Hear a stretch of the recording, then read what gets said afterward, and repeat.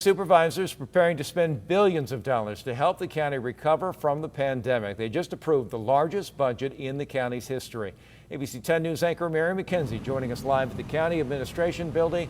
And Mary, a lot of that money is going to help with the job and income loss. They approved it unanimously, Jim, and with that eye toward COVID effects, job and income loss, businesses closing, the need for more social services. It's about $250 million more in spending, about 5% more over this current year's budget. But the additional spending in that the total is a little more than $6.5 billion.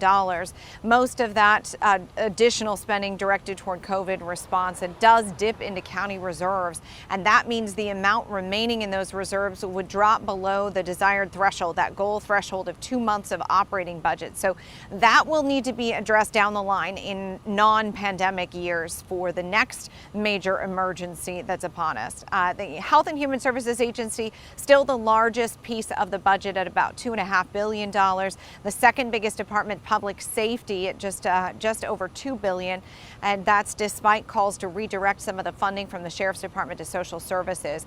The Citizens Law Enforcement Board, that's the independent group that oversees the Sheriff's Department, did get a little bit more money.